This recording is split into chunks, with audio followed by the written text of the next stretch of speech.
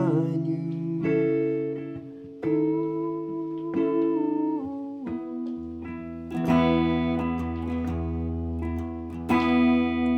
Look deeper down the hole to see how far it really goes. The preacher doesn't really preach, he reminds you.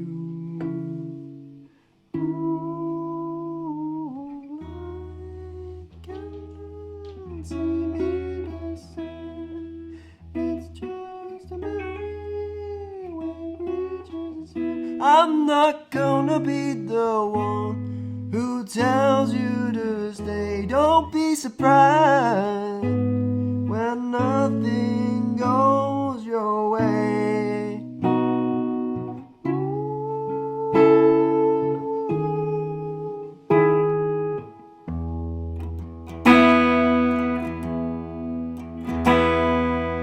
Gardens become overgrown, the trees that spurred this crooked throne have not really elevated us from drowning.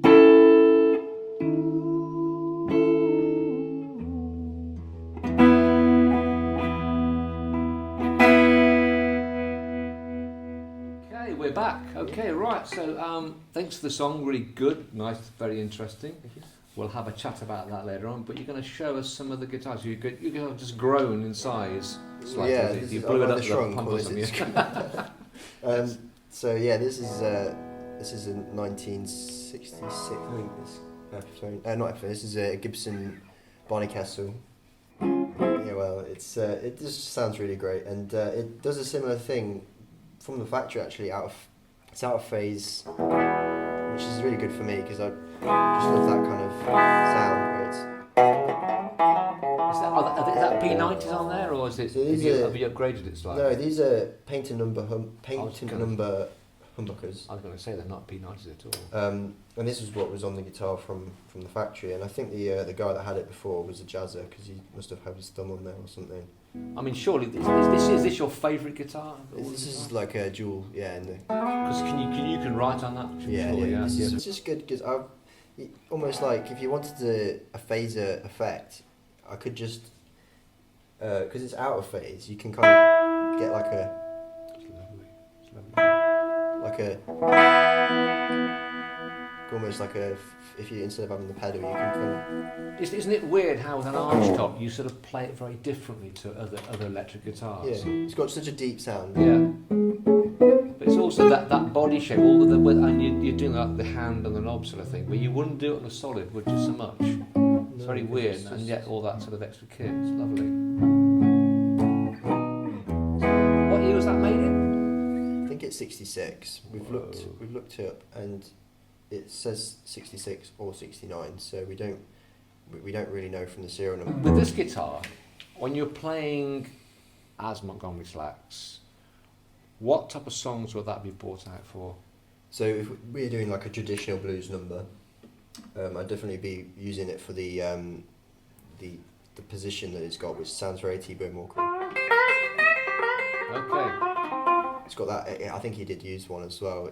Just that very traditional sound, and also, I reckon B.B. King used big arch tops when he was early on in his career. So this is the stripped back sound. This is the blues guitar. So it's actually really great. Pedal free almost. Well, it does sound good with pedals too. It's quite surprising how much you can do with such a big guitar. You know, it still does the.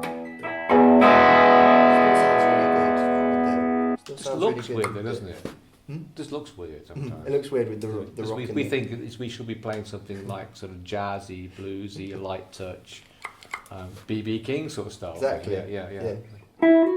But you would probably play the sort of more the blues sort of soft thing on there because it sort of deserves it, doesn't it? Yeah. And it works really well with slide guitar as well.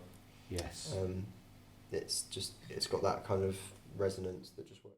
Fantastic. Yeah. And it does good for the songwriting stuff as well because you can just get that mellow tone out of it.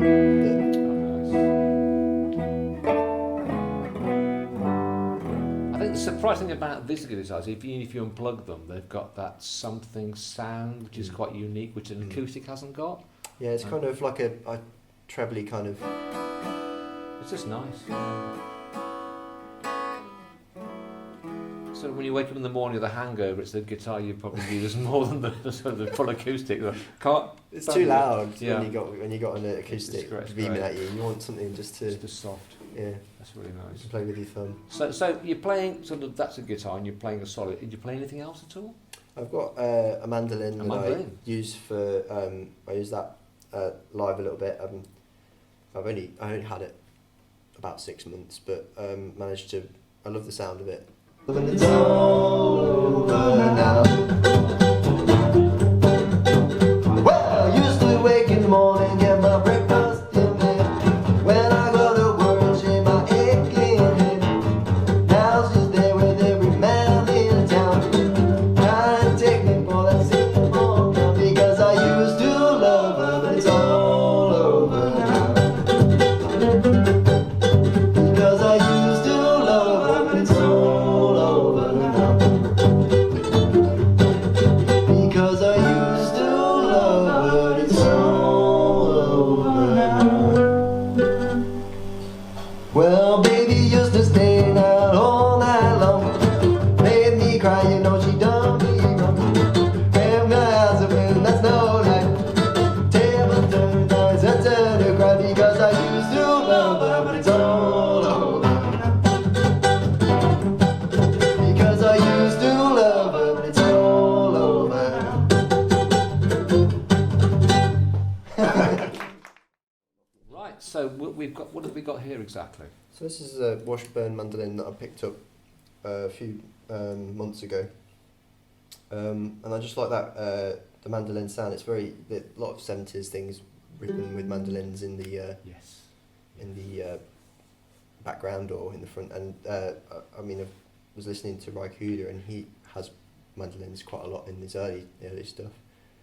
So I was intrigued to try one, and I got one, and I've worked it into the live set quite That well. mandolin sound is sort of in prog. It's sort of the essential ingredient, and so you're going right back to those roots, aren't you? Yeah. Of that sort of sound. They were used quite a bit. I was researching it. They were used quite a bit in blues music early on as well, and they kind of not been remembered for that so much. They've more been obviously taken to the bluegrass way of things, where they're obviously playing very fast and it's very folky. But there were some old blues guys. I think his name's Johnny Young, who played a mandolin. He played blues music on it, where he was like. It is a beautiful instrument, isn't it? In the sense it has its own little tonality to it. I think it's an instrument that probably deserves to make a comeback. Definitely, I think it's such a beautiful sound that you don't hear much anymore. So, if you're songwriting, do you ever songwrite using the mandolin? Yeah, I've toyed around with it. I've not got any material that's that are finished at this point, but I've definitely toyed around with it. And if I'm recording, and I've written something on guitar, I like to add in maybe a mandolin part just to, if the song needs it, you know. And a lot of people probably listen to this interview probably play a bit of guitar, and they probably thought, okay, I like that, but it's got a different sort of string thing to it. It's strange the way it's strung, and how do you play it? So if I'm playing like an A chord or an E chord or something, how do you play that on the mandolin? So you wouldn't normally play the same shapes, because it's doubled, so it's like playing a 4-string almost. Yeah. But I think it's tuned like a violin. But if you're playing in, I think it's tuned to G, so your lowest note is G, and that's a G chord there. So as long as you learn I've learned the 3 main chords. Once you've got the G, the C, and the D. Okay, what is it in an open string? What's the open string it's in? So that's a G. Yeah. And I think that's a D.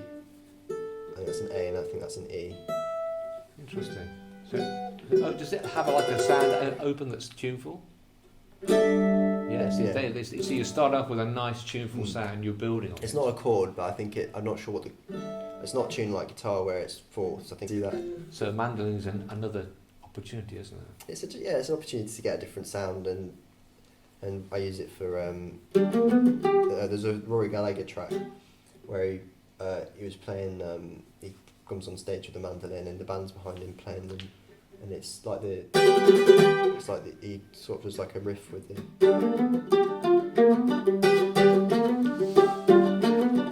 It's that kind of Lovely. over the country kind of. That takes me back to millions of years ago. That just straight away, because I've seen Roy Gallagher live, Right. yeah, and he does do that with the mandolin. Yeah. So I don't remember that now. And that's a great I love that track. It's just got such a great vibe, and I think the mandolin really brings that. Well, out. that is the era of that sort of instrument Definitely. and guitars and blues, and it's all in the same sort of mix. Yeah. So for your image of that, this is probably quite an important part of the structure of where you're going, isn't it? Really? Yeah, I think so. Yeah. It's become more of that since I've bought Do you it, think I you'll start collecting other guitars, different types of formats of instruments, like a lute and stuff like that? Yeah, I've thought about. I like the look of there's the big mandola, which is like yes. a bit bigger, and that might be quite a good thing to look at, because That's really interesting. it's very like you say, historic instrument. It's got its roots tied with a violin, because of the tuning. Was it created before the guitar? I'm not sure.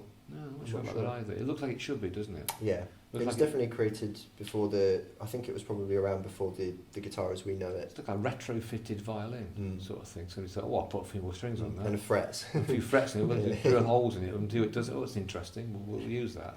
And it is the embodiment of folk as well, isn't it? Folk music, which is with obviously the tremolo pick. So a lot of your playing has got that. Even though you're saying blues, I'm going, this guy's also folk. You know, I'm hearing Spear Like Span and all that sort of like Fairport Convention. Yeah, I've seen it the same as you. Then that's interesting. Yeah, that sort of feel to it. So it's Maggie Pryor and all those artists I listened to when I had longer hair and a moustache and all that sort of stuff.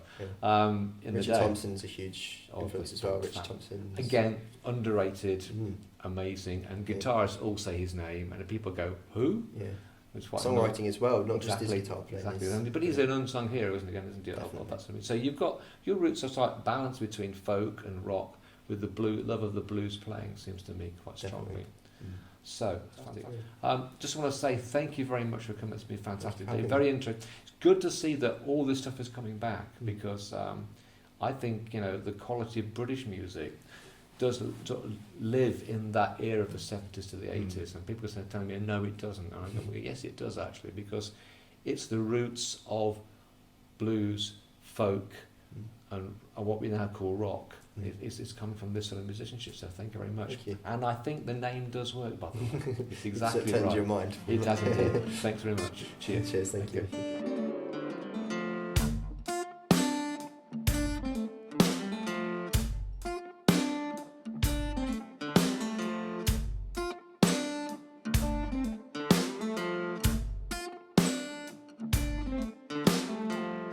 I was standing on a shoreline and I'm hoping to find my way. Saw a stranger, he was walking. Didn't know the time or day. I asked him how could he be so untaught. He held up a